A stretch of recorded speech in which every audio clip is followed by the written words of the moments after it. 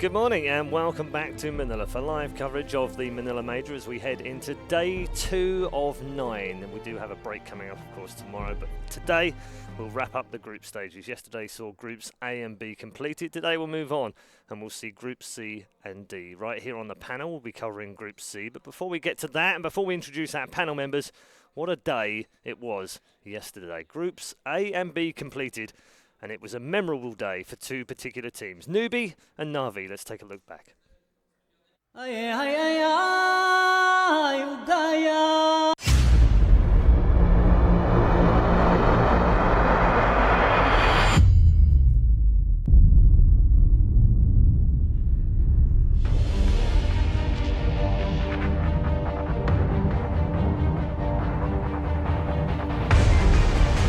Finding any targets initially. Straight away, look, they tried to jump in back onto Pike. Pike got the blink out in time, and now Universe catching out Artstar, the Sunstrike as well. Artstar being bursted low, but he keeps himself alive. The Supernova coming out. Now Secret have got to be careful. Envy Blade Furying, trying to get himself away. Puppy's being dragged back into the Supernova rage, and now the Sunray comes through. RTZ taking down Puppy as well.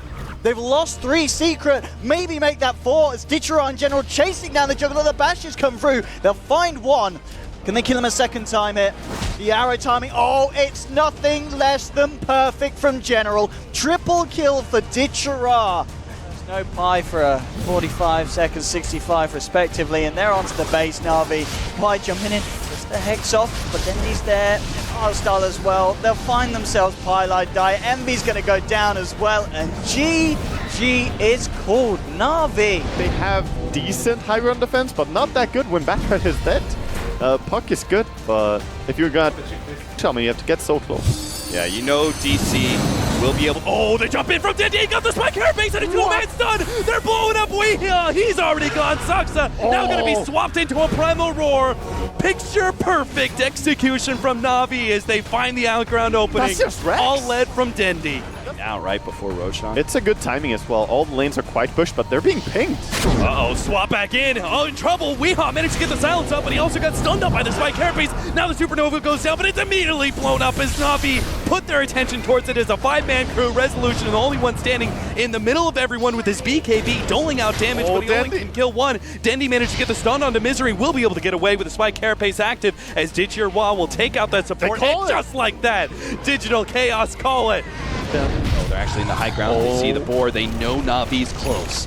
They just need to see the opening. General gets the jump on a move, but immediately the Cold Embrace gets laid out. They get the Supernova. It's on the high ground too, but it may not affect the fight. His Resolution managed to get the Chronosphere. Refreshes, but he doesn't have them enough mana. He can't actually pop it. He gets the BKB a secondary time, but it doesn't matter. He's being ripped to shreds by the Bashers. Now the Witcher's Curse comes in to save him, but it may not be enough. They manage to get the Tinker. He's down for 2 minutes and a half. Digital Chaos are actually going to be able to win this fight. Here comes a TPN. They're going to try and win this one without now the ultimate Chrono. Resolution stops this jump in. Tinker still has an opportunity to be able to come in and try and wipe out a couple of these heroes. Here comes Denny. TC blows him up. Saksa's up next. Bye-bye Birdie. Next up, General. They're trying to bring in the dark for anything to be able to seek out Na'Vi, but Na'Vi already back in the pound. They're going to go straight for the throne here, trying to threaten Na'Vi as immediately as possible and force them into an air. Here comes the Chronosphere. They're catching out Seneko, but the Lone Druid's right in the middle of everything, going for move first. The Refresher goes out, Primal Roar onto Weehaw. They get the ultimate onto him, but they're controlling him well enough to get the kill. That's going to be the Divine Rapier on the deck. Now mass buybacks. DC threatening to be able to try and get back out of here to be able to save anything here. Resolution is going to be the target. Supernova goes down, and now a Chronosphere. It whiffs everything but the Supernova. The Supernova will go down, yes, sure, but Na'Vi are still in good control here. The arrow goes out. Artsdale, he gets caught, but they're going for the throne. DC, you're in trouble. Na'Vi, they've taken their tier 4s. They're beating on the throne. Oh my God, they're gonna do it. Na'Vi have done it. Na'Vi have claimed the group. With all this smoke, they are going to bring the Ember Spirit down, and they may actually be able to pincer. Oh no, the dive away. Pilot dive managed to get the Supernova, but immediately to pop out the Rage, and they will be able to take out that Supernova immediately. Support for support. Now they manage to get the Night Stalker as well, and Innocence will be able to get away.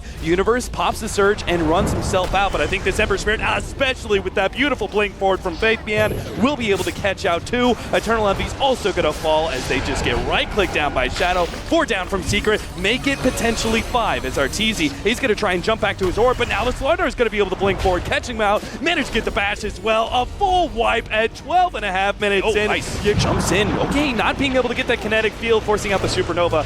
And okay, now let's really call it a day. Wings will back themselves away. Double chain, never mind. Jump back in, Bian. Missing the crush. The pipe is going to be able to keep them protected a little bit. Secret. It's strange because it keeps feeling like, okay, time to back off Wings. Yeah. Like, you just lost your Aegis, you just wasted No, Static Storm, another but no. two-man crush. They're just like, we're so far ahead. Let's keep on going. Underneath tier 4 towers. I mean, most of the time you waste Static Storm and Aegis, you have to back off, but as you said, too far ahead. And now the jump in, two-man crush once again with the Lifestealer popping out already. Eternal Heavy's gone. No Omni Slash opportunities. That's it. Puffy's calling it. The leader says this is not good. Classic Wings gaming, a kill a minute, aggression. They start off maybe a bit slower in the lane. Still though, look at this. A little bit cheeky, they're going to jump in to Fate. There we go with the smoke. Can they kill him? No, the mech's there, and now it's going to be the turnaround for Wings. Look at the Leonardo from Misery. Ravage comes through, catches two. That's going to be the Ricky down. Can they actually get themselves anything more? Wings trying to fight back into this one. DC wanting to return the aggression back onto Wings with the Exorcism out. The Hex, the Finger Wee, he's falling low, but he's still going to live through it. And the Death Ward laying down here into the side of Wings. 3 to drop. And Moo maybe looking to chase for more. He's found Ice Eyes. The stun won't catch Resolution, and triple kill for the Lifestealer. Shadow? Are they going to get themselves a full team wipe? The Doom is there, and Digital Chaos. This is a very awkward position for DC, but they're really strong. Ice Ice jumps in with the stun. Oh, he raged the yeah. He raised the finger. All right, Ice Ice is out of this one. The silence, the Maledicton to behind him. Pop the mech, healing himself up, but he's got the Ravage. It doesn't do anything. And Wings, 2 heroes down. They have to get themselves away from the Roche pit. And Boom, well, he doesn't want to let that happen. He's already chasing them down. Misery's there, closing in as well. Then they get themselves a kill out of this one. Doom onto Shadow. We coming in as well. Blink throws the stun onto Misery. It doesn't matter though. The full 5 mana DC there this time to back Misery up. This time the Ricky's not dying, and GG is called. Digital Chaos.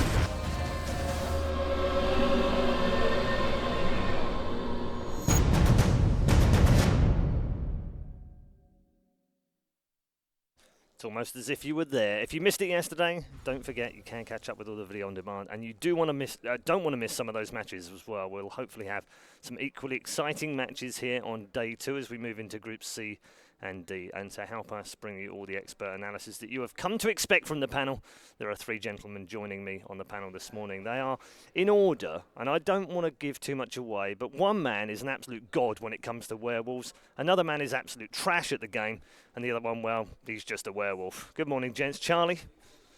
Hey, Paul. And we have Winter with us for the first time today, and Fogged back with us as well. I'm just going to let the viewers decide which of you is which. I'm the trash werewolf. Oh, come on. Winter came out straight away. Don't be so hard on yourself, buddy. He came out straight away. Day 1. What a start to the competition. Yeah, I almost feel obligated to talk about Na'Vi. Yeah. Like just seeing those replays, you could see their cohesion, their synergy. You could tell they were on the same page together, and it's who doesn't feel happy to see Dandy win? Yeah, honestly. No, like of course, all of Na'Vi, but that throne race as well. I was just like, ooh, yeah. That got the goosebumps going as well. Yesterday was so good. Group B, just showing you and confirming you from yesterday, of course, that Na'Vi going through with a 4-0 record. Winter, was that something you expected to see? No. No. I thought you would were going have to say yes for a moment. I would have put them in the middle of the pack. But Yeah. I didn't expect them to do that well, but it was partly also because Secret were playing really bad in the first series. They didn't look like a team at all. They looked lost. Yeah. And Na'Vi looked like a team. Yeah, Yep. yeah, almost the other way around from what we expected. Charlie, yesterday Group A sort of came out as we expected, really. I mean, Newbie crushing 4-0, OG taken all the way, actually, by Empire. To be fair, Empire had a great group stage, even though they didn't go through in the top half. But OG finishing second. No real surprises? No, I don't think anything unexpected there. Newbie do look really, really good, though. I think out of all the teams here, like, we all have Liquid as the favorite, but Liquid, though, they are very they are worried about Newbie. They look dominant. They finished those games against OG super fast. Yeah. Didn't break a sweat. Yeah, 4 games, 3 of them under 30 minutes, one just over 30 minutes. That's it. Average time ridiculously low from Newbie, under 30 minutes for all 4 games that they played yesterday, having come through. They're also 20-0 in the Manila Major, if you include the qualifiers. Someone said to me, oh, but they lost to Wings like 7 days ago. No, just inside Manila Major, qualifiers and main, they're 20-0, and we've already seen them do these ridiculous streaks before. What are you looking forward to today with Group C and D? Let's start with Group D. Do you expect me to talk about EG again? You expect me to talk about EG again? Well, I just, apparently you're linked in some way, or you were linked, and maybe you know these guys a little bit. You know, it's funny. This morning, Bulba came up to me and he's like, "Hey, can you call me the Keanu Reeves of Dota instead?" so this is what Actually, I want. there is a hint of Keanu Reeves. I'll give him that. All right. You know what? Everybody tweet at me your Photoshop pictures of Bulba as Keanu Reeves. I'll retweet the best ones. Really? Yeah. Okay. Like that. All right. I thought we were going with Run Forest Run Bulba Run. Where's that gif? I'll do both of them. Okay. Send me both of them. But out of Group D, I expect the top 3 teams to be EG, LGD, and MVP. I think either of those teams can beat each other. Mm-hmm.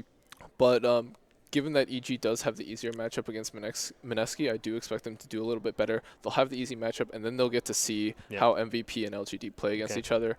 Out of Group C... no, let's not do C yet, because I want to ask Winter about Mineski. Are we all writing Mineski off? Are we just saying, no, they're not good enough to play at this kind of level, or they can't compete at this kind of level? Is winning one game considered to be a victory for them? Are we really putting them down that far, or do you think they'll do better than we think?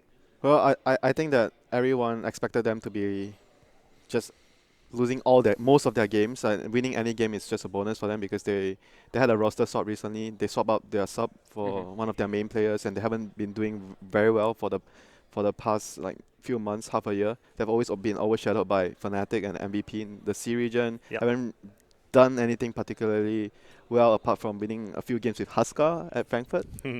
So yeah, I think it's the right thing that everyone expects them not to do very well. Okay, it came through a tough qualifier though. Yeah, they did. TNC were the favorites, obviously, in that qualifier. And Mineski somehow is the team that always beats TNC. TNC beats all the other teams in C, but they always lose to they always lose to Mineski. Okay. All right, so maybe we're not underestimating. Let's take a look at Group C then, because we're going to focus on Group C today, and it's a tasty group. This is really good stuff. Yeah. Oh. I'm honestly really excited for both series because even with VGR Fnatic, I think either team could win this. I do have VGR a good amount ahead, but still, I think Fnatic, if they come and they perform and they do their best, they'll actually be able to take at least one game from VGR. Yeah. Thoughts? You don't think it'll be close? You think VGR will be clear favorites? I do. I really do. I don't know how I feel about the consistency of Fnatic. I feel like either they're super hit or miss for me. It's sometimes they look really good, but sometimes it's just this looks like they're on a different page than each other. On paper, you would think that having Mushi return is an upgrade compared to having Net as a carry. But during Epicenter, they didn't play that well. I mean, it's their first event back together, so I'm hoping that they would actually have much more time to prepare and get better compared to Epicenter. Because I personally feel like having Mushi instead of Net is actually a huge upgrade in terms of their playstyle.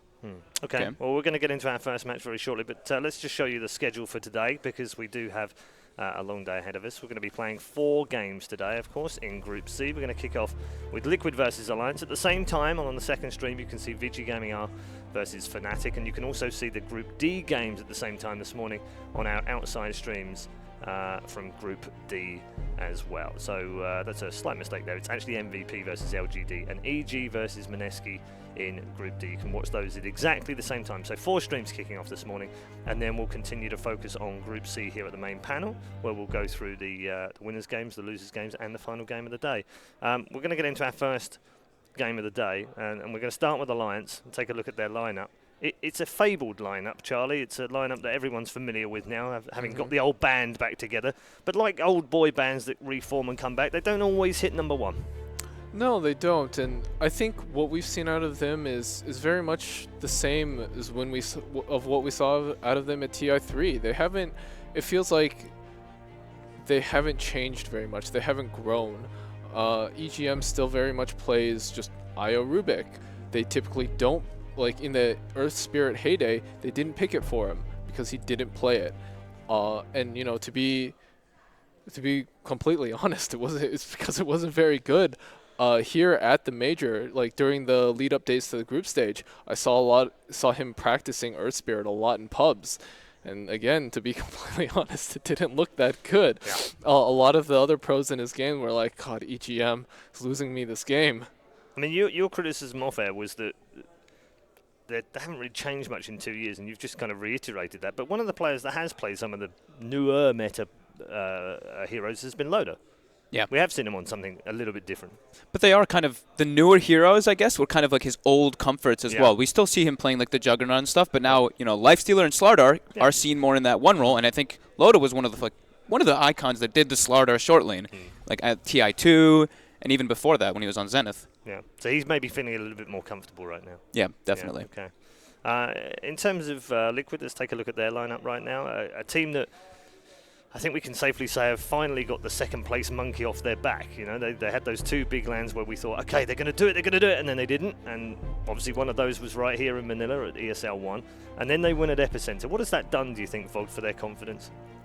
They have to feel so good. But the one thing is that they do kind of, I feel like they might just have like a kind of a target on their back. But I feel like for this series, they have to feel super confident. Like, I think we're all feeling kind of the same way. Looking at them, they're like 70-30, I'd say, if not maybe a little bit higher. Do you think, Charlie, we might see something a little bit different from them here? We spent a long time together looking at all the heroes they played over the last 3 months. They played Nature's Prophet a lot, all the things that we've seen them play. We've kind of got used to the fact that they play within the meta. They can play very flexibly, of course, in the game, tower push and what have you, but they seem to stick to the meta. Do you expect them maybe to go outside of that at this event, just to throw people off? Absolutely. These guys, they know they're the best at what they do right now. They know that. But do they think that they can win TI like that? They're not sure. So they're going to use this time to expand their hero pool, expand their weapons. Right now, like, one of the criticisms in the very beginning of Liquid was that they didn't have any superstars. They didn't have like a Miracle or a Sumail, like a real weapon that people were worried about. And right now I know that they want to develop Matumba Man into that role where teams fear him. You worry about this guy. You worry about what he's going to do to your team, and that's what they want Matumba Man to become right now. And I think it's working. Isn't their system their biggest weapon? The way they play, the way they set up their draft, and every game you see them having a setup system where they get enough resources on everyone, and they group up and they push towers, and they don't give up free kills. They are very disciplined. Yeah, I think their greatest weapon right now is that you don't see, there aren't any glaring weaknesses in their lineup or in the way that they play this game. You see a lot of teams are very early game centric, or a lot of teams are very late game centric, with OG, for example. But Liquid, they found a way to both pressure you early game really well and allow themselves to transition into the late game. You have to beat them at every stage of the game. Yeah, like for the patch right now, I think being all-rounded and having scaling heroes, these are the 2 very, very key things. You can't just go all in early game, where in the previous patch we saw a lot of teams, we just all beat you in the early game and we push you, we win the game in 20 minutes. But Wings. Yeah, Wings can still do that though. It's very difficult now because they can do whatever. They can do whatever they want. Yeah. But it's mostly about high ground defense. That's why it's much more difficult to go all out in the early game. That's why you see some teams, they just prioritize on, like the more successful teams, they prioritize on having a bit of everything. Good early game, good mid game, and we have a good late game as well. Yeah. I really like something that you're saying too, like the well-roundedness and how they have. Most of the time, you see a lot of teams, they pick like their supports are very good in the early game and pretty decent in the mid game, and then they kind of start falling off. Liquid tends to pick these supports that they're maybe not the strongest in the beginning of the game, but they scale insanely hard and they basically become their own cores. Which Charlie works made really well. a great point earlier. Again, off camera, I want you to bring it in now because they're the kind of team who we sort of put Wings out there, don't we, as this crazy push, crazy team, pick whatever they want and do whatever they want kind of team. And then there are other teams like OG who always seem to be planning for the late game style of hero picks. Right. But actually, Liquid seem to be the most flexible. They seem to be able to do all of this. Doesn't matter what it is, and adapt to that situation as they go along. Yeah, they have some of the most flexible players in the game. And they also have players that came into this team without huge egos. They didn't have a set play style. They're like, I will play whatever the team needs me to play. Fada has been always one of the most stable mids. He does whatever the team needs. Nobody likes playing Viper, Fada will play Viper. Yeah. Nobody likes playing Razor, Fada will do it. And Matumba Man, Jerax, all those guys that came into this scene without any huge accomplishments. Yeah. And now they're like, I'll do whatever is necessary. Yeah. Let's take a look at Fada versus S4 in the mid lane as well, because it's a fascinating matchup with these two. You've already mentioned Fada. Folk, take us through S4's strengths. Well, I just feel like this is like one of like the staples. Like, you know, these two are so consistent in the mid lane, and we've seen these guys for years now. It's what, 3 years they've been playing, and we just constantly see it's, you know, Fada versus S4, or like S4 versus Dendi. It's these constant like same type of matchups, and now we're looking at these stats right here. Of course, it's a little bit skewed just because of how well Liquid's doing, but you know, I think that and how well Fada's doing. Yeah, exactly. So. It's a really I think it's like a really close matchup between the two of them, but of course the team influences it very heavily. I mean, would you say both of them are very similar in terms of how they play? Actually, yeah, that's a good point. I do think so. In a way, they're the linchpin of their team, I would say. They're like the how would I want to put it? Like, okay, hold that thought, because I'm hearing that the draft ahead. is almost ready, and I do want to get your predictions before we do that. Charlie, which way is this going? This is going to be a Liquid favored match. This is going to be a Liquid favored panel. Okay, fine. Yeah, so we're going 1 Liquid. It's heavily favored by Liquid. 2 Liquid. Heavily favored by Liquid. 3 Liquid. No surprises whatsoever there, and hopefully the draft is ready. Although I'm not actually hearing that the draft is ready. But anyway, we'll carry on talking about. Sorry, I was taking you away from your point. We had to get the predictions in because obviously they want to know. No, exactly it's perfectly fine. I think it might have been risky, leaving the predictions too late. It was very shocking that you all picked Liquid. Very shocking. sorry to disappoint you, Paul. I thought maybe one of you would have spiced things up a little bit. Sometimes we would argue, maybe we'll leave it after the draft. Yeah, you were all just worried about yesterday when you sucked on predictions, right? Hey, you made us do these pre-draft predictions where we can't see, what they're gonna pick or whatever. To honestly, to our credit, we got it right after the draft, right? We did. We really did. High five. Air fives all round. Yeah. Yes, indeed. So let's check out what the community think of the results so far. We've got the Twitch predictions. As you saw, 58-42 in favour of Alliance. Much more appropriate. That's about more right. appropriate. That's the much pro more players are obviously on Twitter today because they're 70-30. Do we have the Facebook one as well? I don't know whether we do. We don't have the Facebook one, but 70-30 in favour on Twitter. That's a bit more like it, right? Absolutely. So what's going on Twitch right now?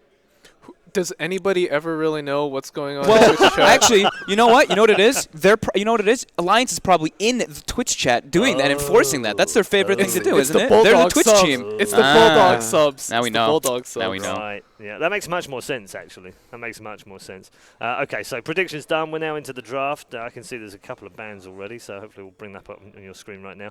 Are you expecting Liquid to immediately go outside of the box? First game of the day, first game of the group? Probably against a weaker opponent. I think they could. Yeah, Would they? I do think so. It depends on how much they respect Alliance. In this case, I don't think Liquid fears Alliance that much. They've played against them so many times. They're very familiar with them. I wouldn't be surprised to see Liquid go a little bit outside the box here. And I think something that is a little bit strange out of Liquid right now is that first ban, they banned the Leshrac. Yeah. Alliance has been playing that hero. Trying to bring it back. S4 has been trying to make that hero work for like 2 months now. But I feel like even if Alliance picks it, is there any reason that Liquid should be afraid of it? The way that Liquid plays works really well against Leshrac. The Batrider is not that unexpected. Yeah, the bat I realized. I think the Lesh may have just been a throwaway ban. Yeah, but from the past we see Liquid, every time they play against a different opponent, they would just ban specifically against the opponent, even if they feel like, oh, maybe we could deal with this, but they choose not to actually deal with something that you are familiar with, regardless, whether it works or not. Yeah, you're right. I think we noticed that in Russia was the one of the few teams that do ban specifically for a team, whereas everyone else is banning for the meta. Right. I think the other team would do that would be Complexity. Like those are the teams that I remember on top of my head that always bans differently. So that's a very standard opening. Very Phoenix, standard Alliance. Phoenix DK. I was thinking maybe they might do some like Phoenix Tidehunter or something that we've been seeing, some of these like heavy team fights versus the Wisp, but Dragon Knight seems much more appropriate for the Alliance team. I think this opening out of Liquid is super smart. They take the IO, something that Alliance values heavily, so it's both a block pick and something they might want for themselves, and you know Alliance is not going to pick Earth Spirit. So you have Earth Spirit again for Liquid to pick up. Yeah. Do they will probably grab it here, and But don't you think Earth Spirit and Aya does the same job in the laning phase? They roam around, they try to help the lanes, and they are more of like an overlap role. In a way, but do you think like anything does what IO does?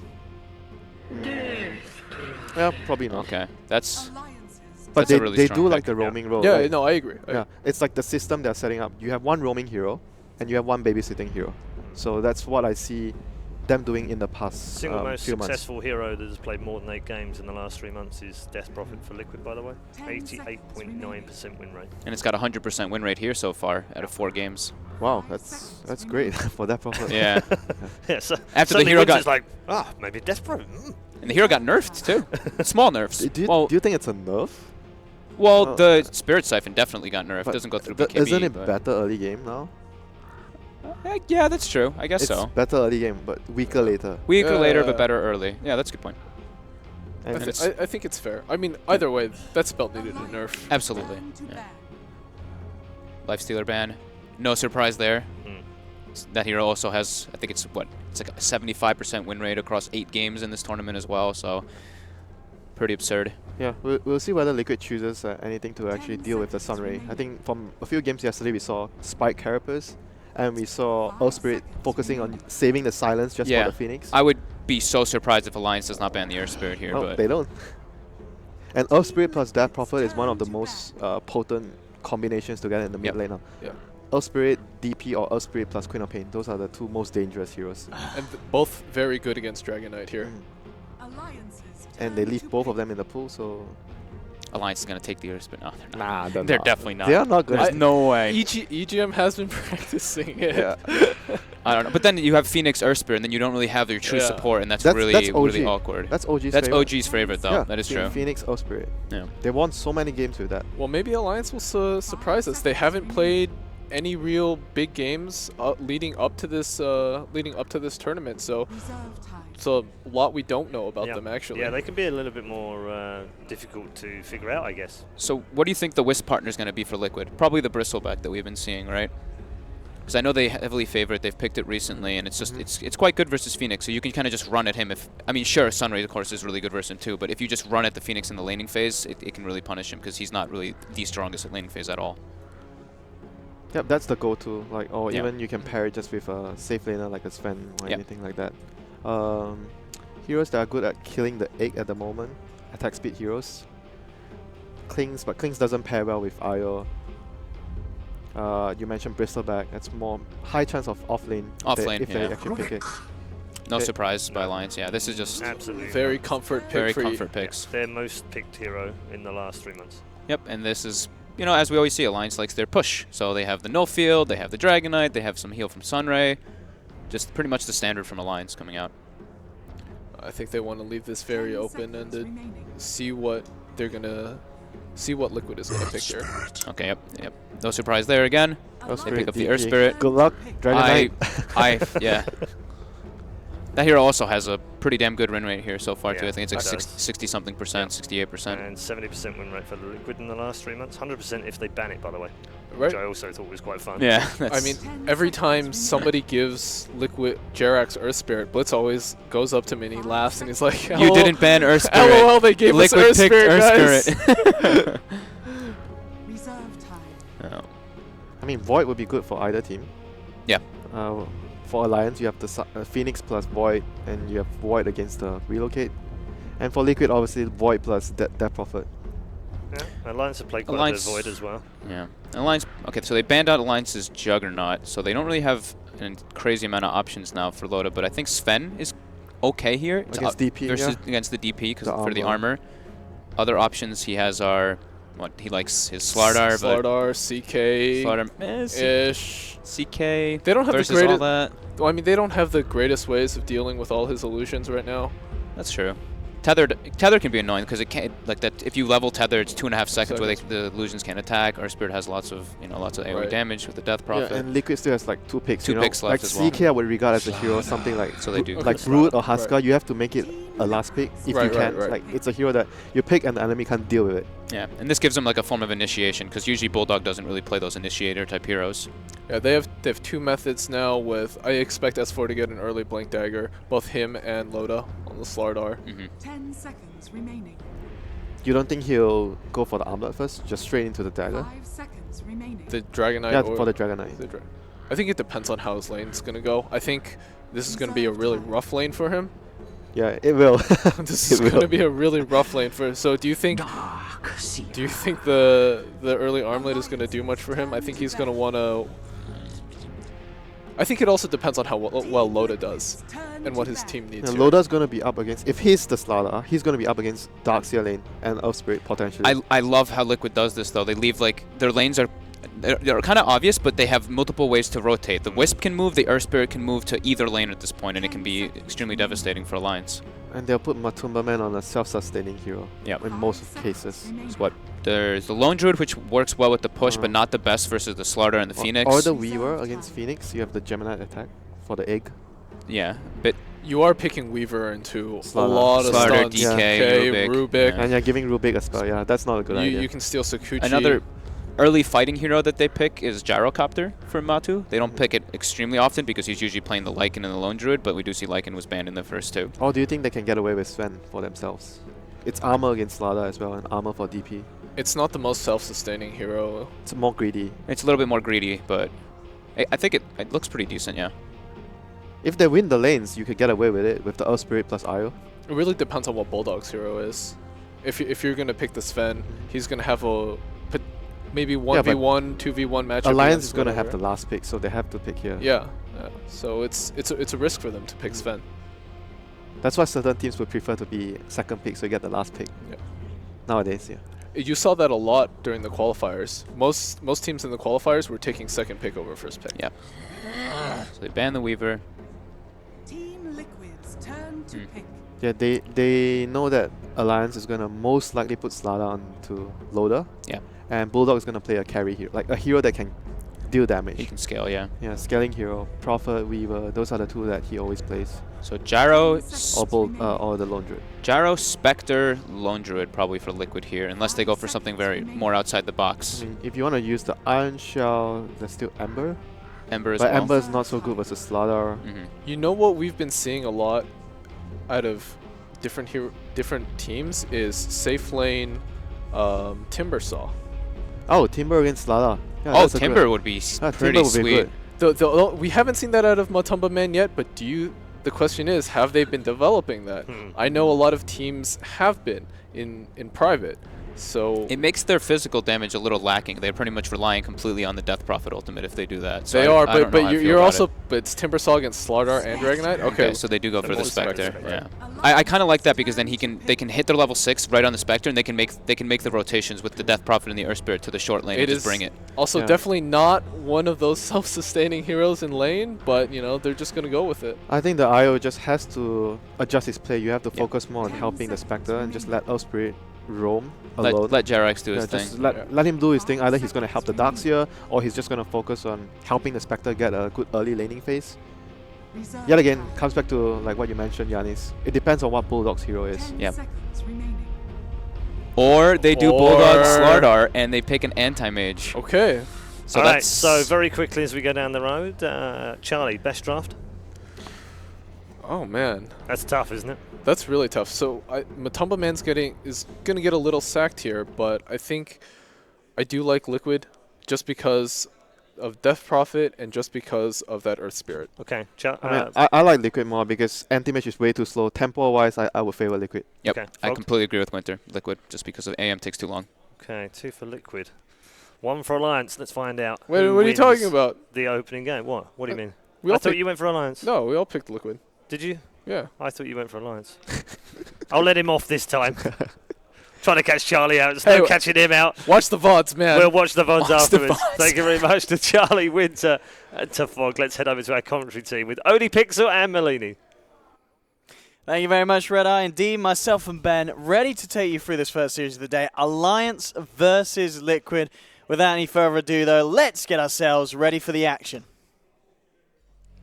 Alliance versus Team Liquid. There we have it, Ben. So, Ben, the drafts that we've seen so far, both sides coming out with some great stuff. Liquid, it feels like an incredibly Liquidy draft. I mean, these guys, they've got to be happy with the heroes that they got. They talked about in the panel, letting them have the Earth Spirit. Is this a wise play from Alliance, or is this borderline stupidity?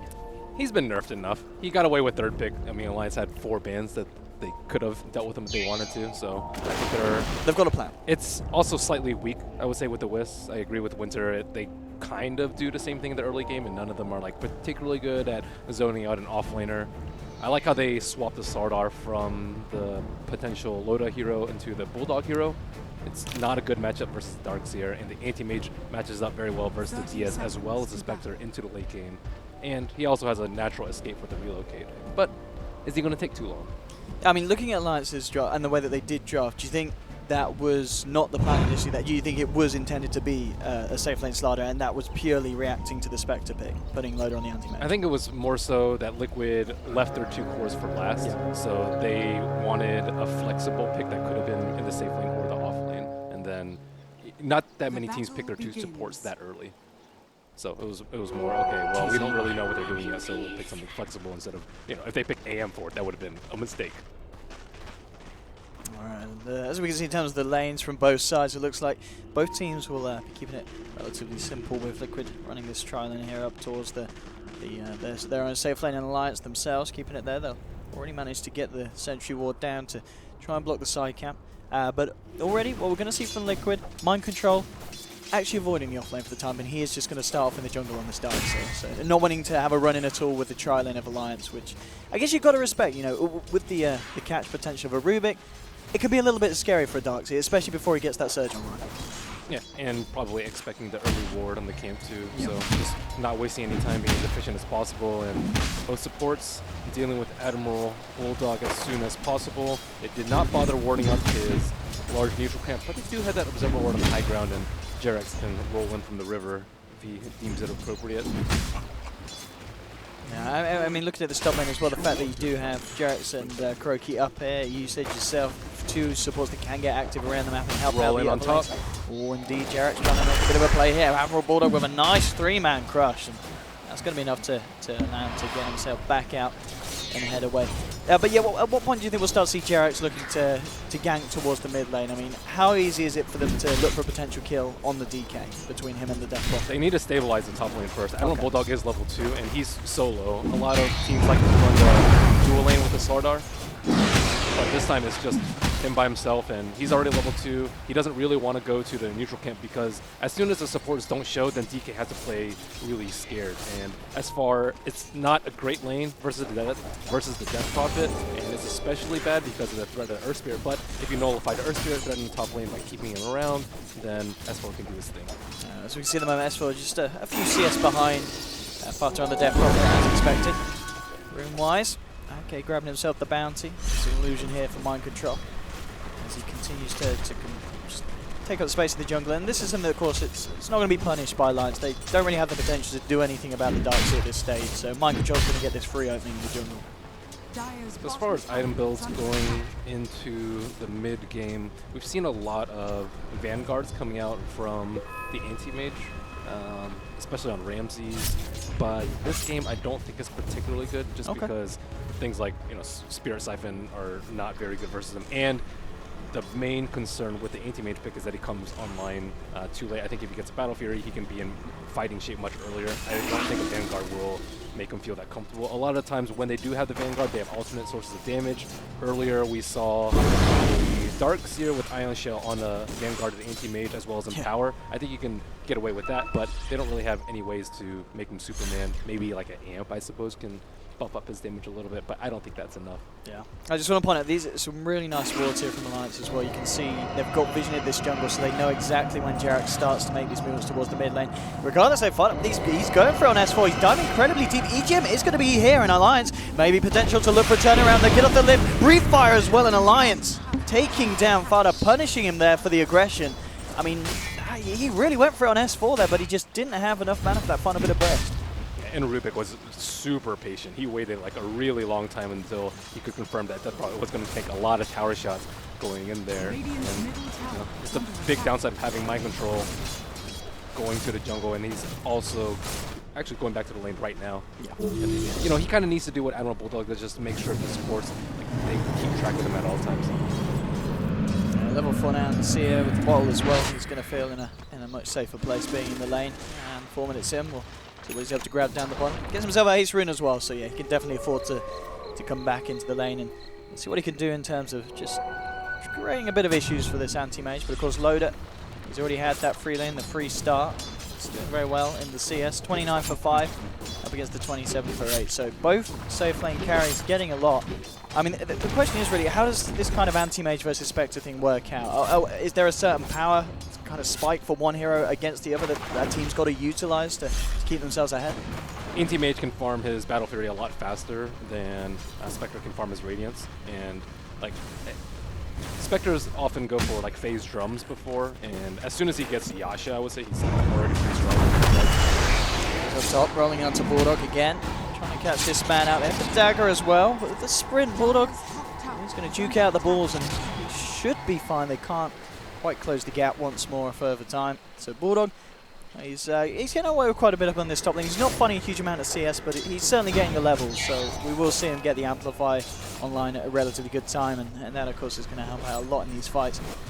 And he's keeping the Wisp from stacking. He's also keeping the Earth Spirit from rotating into the mid. So, and he's not dying. So he's kind of just doing everything that he can in this top part. And back to the earlier question, I think Anti-Mage is just much stronger because he gets 6 slotted much earlier. Okay. So maybe like 40, 45 plus Spectre starts to take ahead, but I would say first 45 minutes of the game, Anti-Mage should win one-on-one. Spectre has a global presence and can help us team out a lot more though.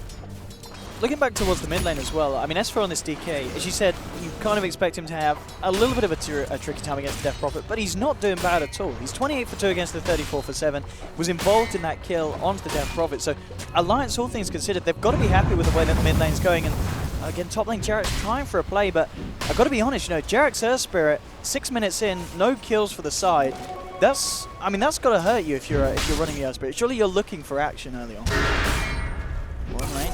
Control. He'd actually be in trouble here. They've got a telekinesis. He does have a surge, and he's got a haste ring as well, so he'll be able to run it off. But yeah, how do they use this Earth Spirit when they've not had maybe as kind of a high octane, fast pace that we're used to seeing Liquid have? We are used to seeing Jarrett finding these early involvements in fights. Even though the laning phase isn't going as well as like they still had the superior team fight. Tons of AoE. Ion Shell on Spectre is going to be pretty good. Death Prophet, probably the best team fight hero in this entire game right now. And yeah, it's not, you know, the same thing that they're used to, but that's one of the downsides of having Spectre taken. They're making it work. If you win the early game with Spectre, you're in a very, very good spot. You expect to be slightly behind.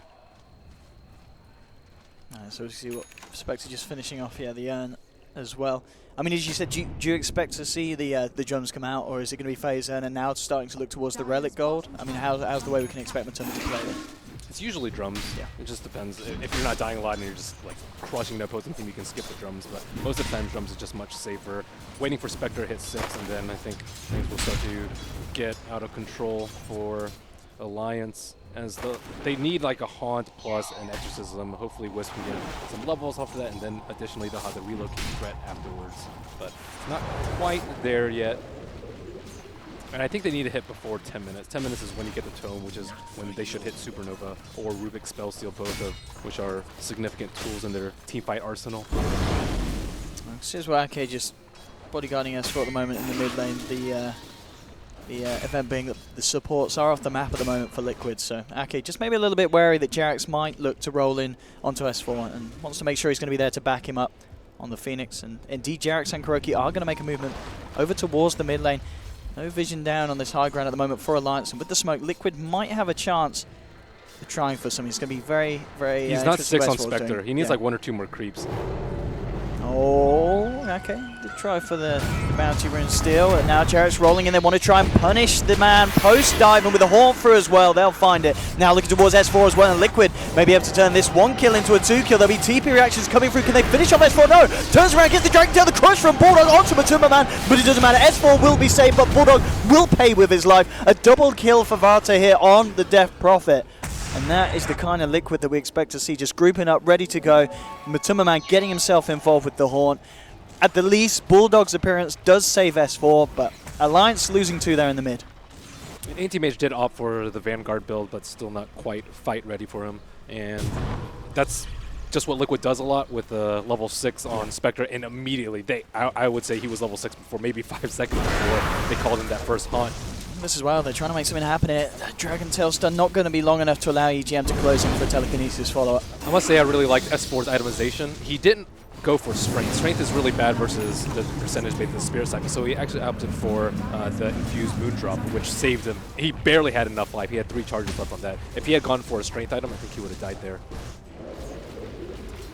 Top lane, Bulldog, he's returned up here.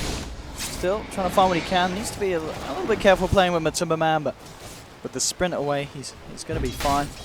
I mean, yeah, this is the fact that, yes, this Spectre's been involved in kills, but at the moment, Loda still having the preferential amount of farm. Top lane, Bulldog, trying to go in on Matumba Man, and hello, Sunray, they might just get this one. Matumba Man falling low, Kuroki. Will the regen be enough? Just enough to keep Matumba Man alive, but now the power of the Phoenix being felt there on the top lane. So let's see who they give the tome to. Neither of the supports are level 6, and it's almost a 10-minute mark. I want to see who Alliance prioritizes in that. If they want to go more gank heavy, I think Rubik's pretty good for that. If they want to win a team fight and they expect a 5-man rotation with a Haunt, then the Phoenix is better. Mind Control looking to get the stick charges and the surge off there. Jerax is going to be caught mid-roll, and Jerax no escape now as Alliance close in. Loda, more money in the bank for that one as Alliance let him take the final blow. So a kill for the anti-mage.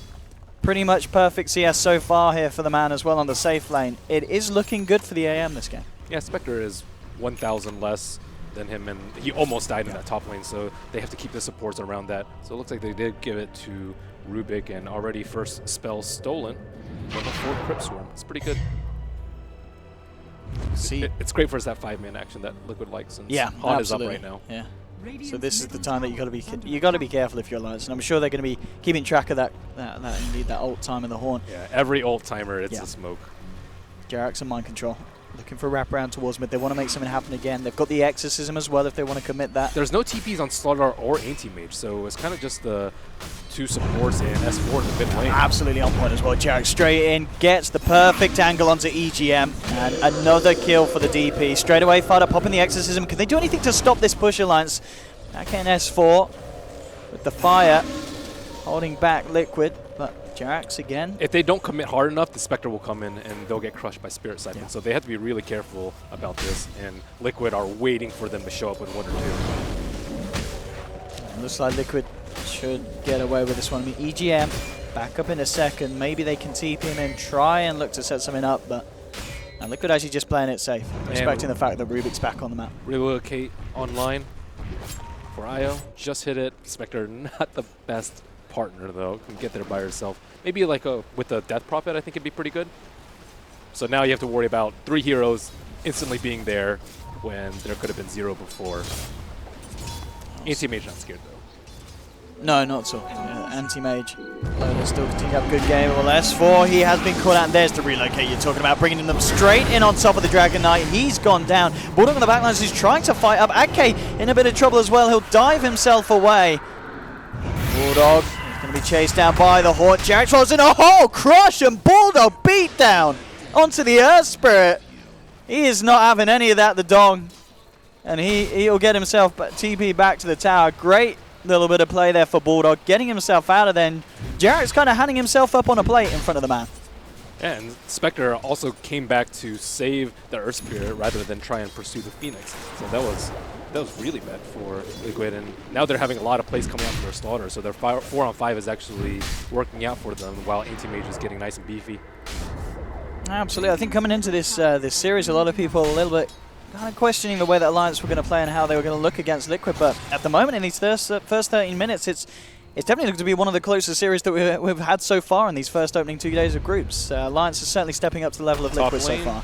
Let's see what they can do here. Bulldog kind of baiting. The Sunray won't be enough to save him. The question is, can EGM close the gap and turn this around with the smoke? They're trying to get themselves close and personal with Liquid.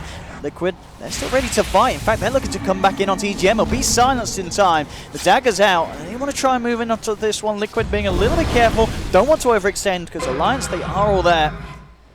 And they will back up Liquid, realizing that they can't really get away with anything more. But nonetheless, Liquid getting themselves a freebie, but still space on top of space here for Loda. He is going to have a very good timing on his item pickups. And the question is, I mean, Liquid, is there a reason why we're not really seeing them do anything about this anti-mage at the moment? Do they not care about him? They just feel that if they could get away with other objectives across the map, they can win the game around the anti-mage? I think they wanted to control the Slaughter a lot more and trying to limit his blink timing, because they know that he had a lot of farm on the top lane and he's able to make a lot of plays because he's already level 8. We haven't seen Darkseer on the flip side, the opposing offlaner Loda. Oh, yeah, this could be the kill that Liquid would love to find, but no. They just don't have the control. The initial silence from Fada not long enough to allow them to kill AM before it wears out. Top lane, Bulldog, he's eyeing up Matsuma. He has got backup coming in, Rubik. And the Phoenix right behind him. Yeah, there's too many things that they want to do right now. They want to limit the AM, they want to prevent DK from pushing their towers, and they want to control Slaughter's blink timing and protect their Spectre. And as of right now, they can only commit to maybe 2.5 of those objectives. They did get a tower on bottom without Exorcism, or what it looks like maybe a It's tower. going to be TP's in. S4 has an invis, and he may be able to just set something up big onto Jarex, and D catching him out. Loader joins in as well, and Alliance finding themselves another one. It denies there as well. Great play from Alliance coming in to back that one on the bottom lane, finding a kill. It certainly is a good showing so far, and just keeping Loader involved in the action as well. He seems to be finding himself in the right place at the right time, more than often thanks to the positioning of Liquid. He's 1-0-1. The Battle Fury is being closed in upon on top of the Vanguard. I mean, pretty much, if you're the anti-mage, you're very happy with the way that this game started.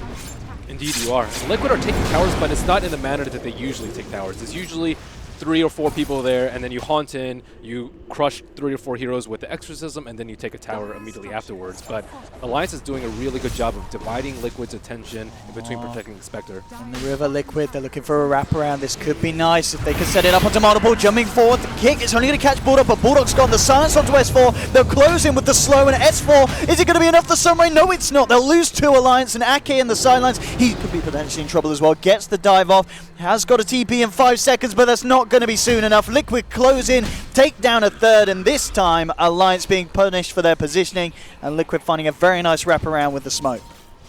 The team fight is just far superior to Alliance's, and Alliance, I think they felt pretty good. It's like, oh, we're doing pretty well. Anti-Mage is farming, but at the end of the day, they still have an AT. Oh, and if they kill the anti-mage here as well, Liquid looking to gain some control of this game. Loader, can he get himself away from this one?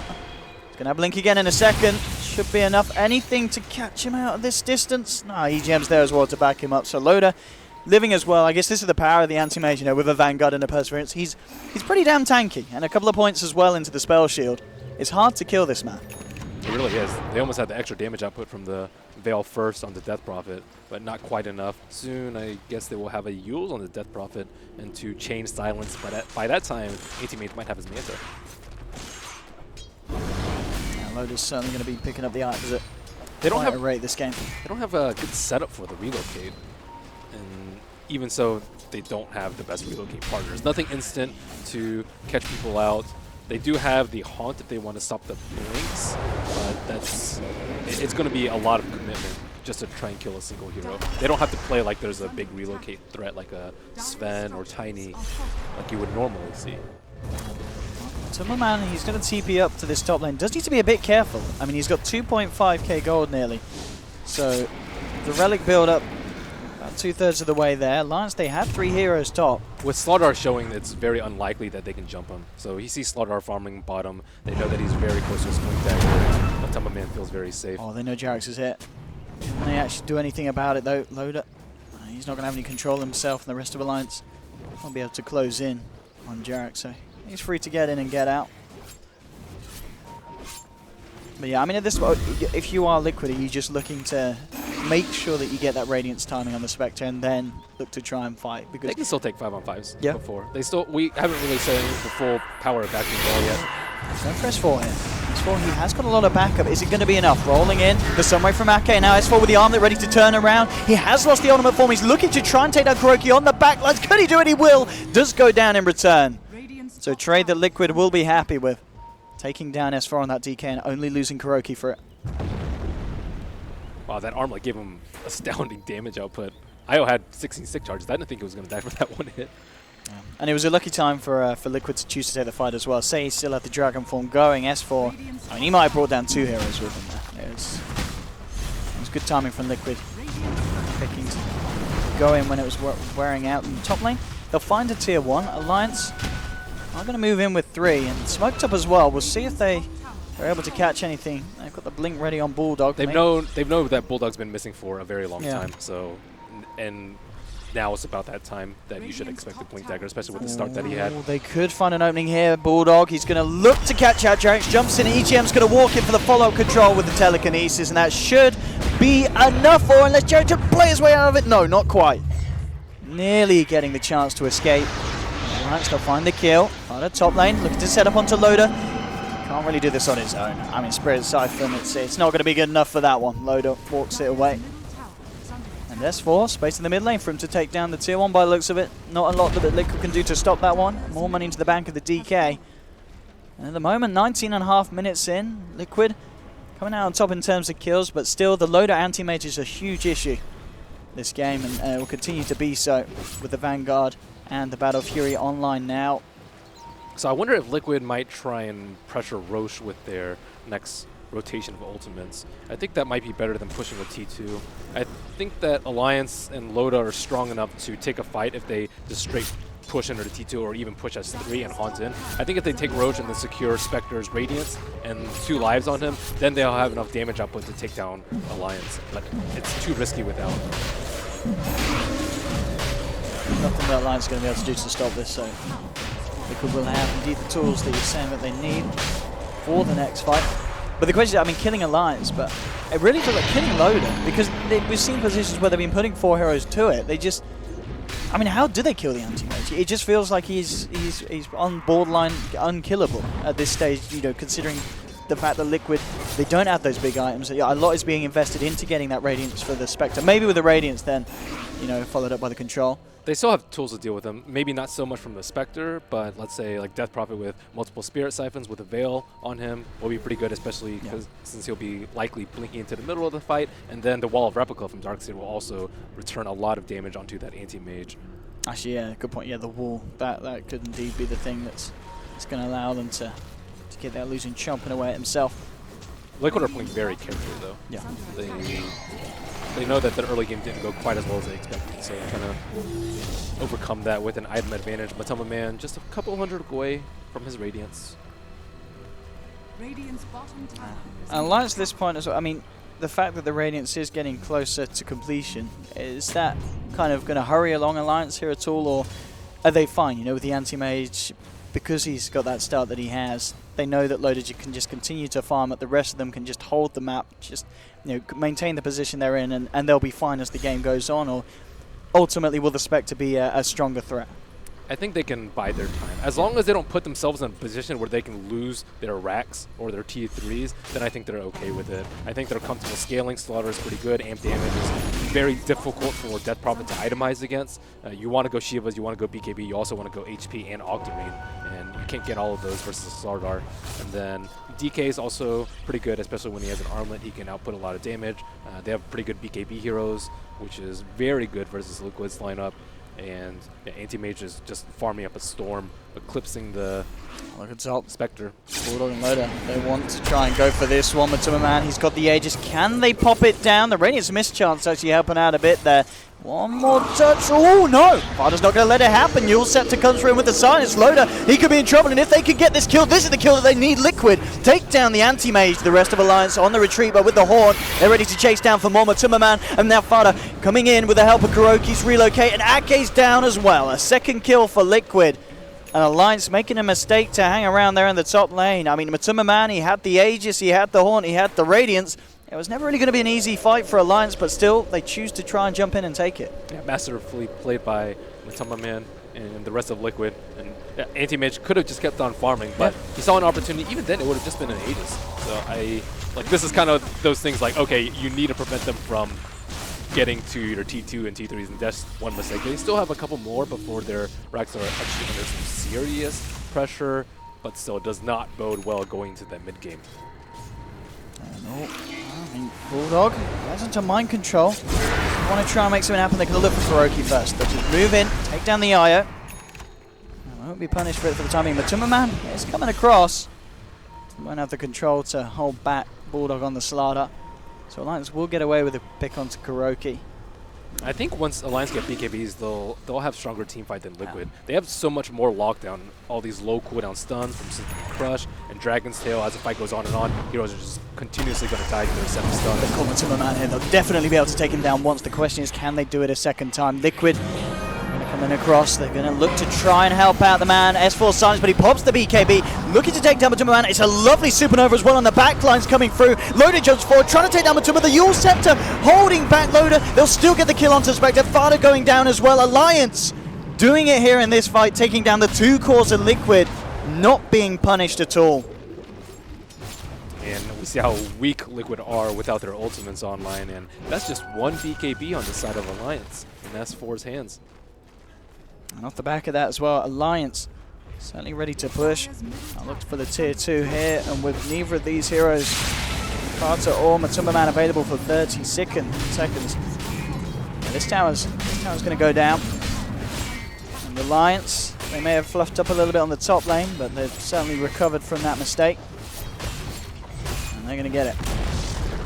We talked about Liquid's, or sorry, the anti-mage being like a little bit too slow-paced for Alliance, but it actually seems like Liquid have just been constantly been waiting for something. They had that long stretch in the middle where they were waiting for the Radiance. They're desperately trying to hit that timing where Slaughter didn't have Blink Dagger, and there haven't been that many windows where they felt considerably stronger than Alliance, and you can tell that by the hesitancy in their play. Manta complete onto Loader as well, so one of the things that was kind of really causing an issue, it was the silences from both Jerax and Fata in these team fights. Suddenly Loader, he's going to be able to get himself out of those. No, here they go. Next set of ultimates are up. But no heroes are showing, and Liquid playing in some very They might catch nice S4. boards. You can see here Jerax, Yes, he's going to find it, relocating in as well. And as you said, S4 just turns, gives Matuma Man a whack on the head, and S4 just TPs himself out of there. Nice relocate, nice haunt, not going to get anything achieved.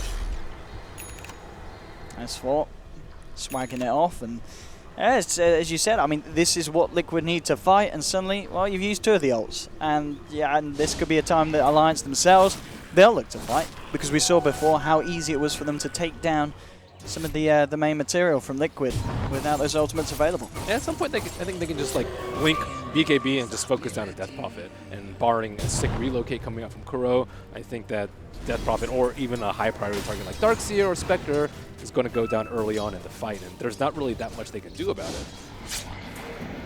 Lane eyes onto Kuroki. Look at this positioning from Bulldog as well. He is ready to jump in. He's coming around from the backside, and there we have it. Jumps in with the crush. Kuroki, a bit of help from his team. He'll be able to tether himself across to Fata. See if they continue to chase Ake. Diving in, Sunray as well. Oh, it's a good spell, not quite enough. Kuroki keeping himself alive here, but Alliance, they still want to get something achieved here. Bulldog eyeing this one up. Matuma Man, he's now there as well, so this could be the call for Alliance to kind of put a bit of a stopper onto this one, and they won't dive in any further and get themselves away from Liquid's attention in the mid lane, and actually looking towards the top here, Alliance. They might be able to try and find and finish off this tier 2, and certainly still, they seem very intent on being ready to take a fight, and from the previous one, there's no reason why not to. Loader's now got 2k on top of the Manta Star, a little bit more as well, as they will finish off this tower.